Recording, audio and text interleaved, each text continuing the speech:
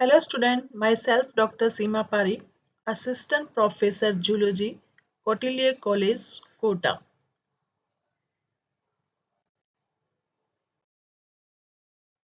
आज हम BSc BEd first year का पेपर फर्स्ट की यूनिट फर्स्ट का टॉपिक पढ़ने जा रहे हैं।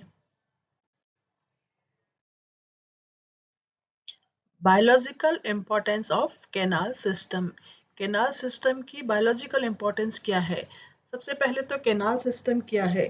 स्पंजेस में जल संवहन तंत्र को यानी कि जो वाटर सर्कुलेटरी सिस्टम होता है उसी को हम कैनाल सिस्टम कहते हैं। स्पंजेस में 4 प्रकार का कैनाल सिस्टम पाया जाता है: एस्केनॉइड, साइकेनॉइड, ल्यूकेनॉइड और रेगोन टाइप्स का। तो इस कैनाल सिस्टम की स्पंजेस में क्या इंपॉर्टेंस है, ये क्या वर्क करता है, ये हम आज पढ़ेंगे। तो first is the canal system is a solid basis of classification in sponges. Classification का जो बेस है स्पंजेस को, सबसे महत्वपूर्ण कैनाल सिस्टम के आधार पर हम इसे वर्गीकृत कर सकते हैं।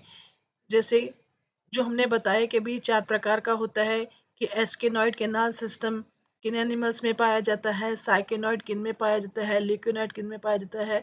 तो इस प्रकार से हम इसके बेस पे इसको क्लासिफाई कर सकते हैं स्पंजेस को।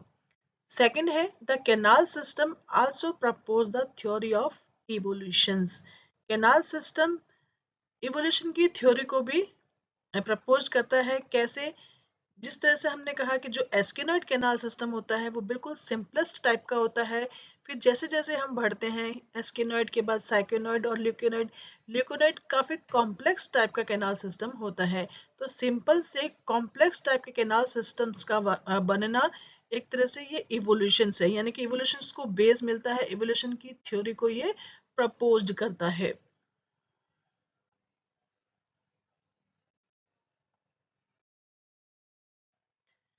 थर्ड है carries microscopic food particles for nutritions.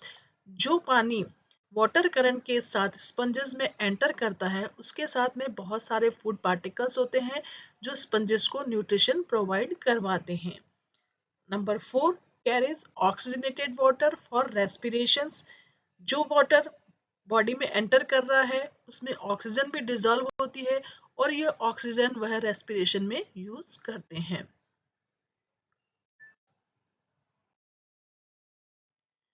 Fifth है कैरीज स्पर्म फॉर रिप्रोडक्शंस।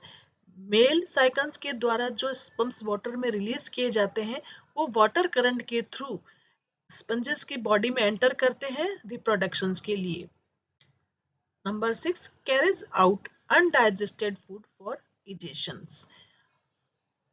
जो अपचित भोजन होता है यानी कि डाइजेशन के बाद जो वेस्ट प्रोडक्ट बच जाता है उसको जाती हुई वाटर करंट के साथ वापस बाहर निकाल दिया जाता है। यानी कि जो वाटर होता है वो छोटे छोटे जो छिद्र पाए जाते हैं साइकन्स पे ओस्टिया के थ्रू एंटर करता है तथा एक जो बड़ा पोर होता है ऑस्कुलम उसके द्वारा वापस इजेक्ट हो जाता है, बाहर निकल जाता है।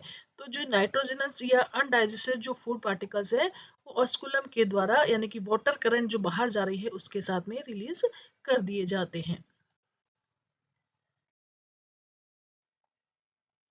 Number 7 carries out nitrogenous waste for एक्सक्रीशंस।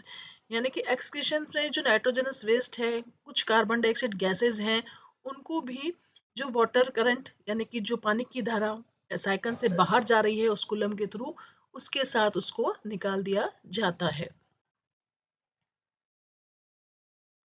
Thanks for watching. Please like share and subscribe. Press bell icon for notification new video. Thank you.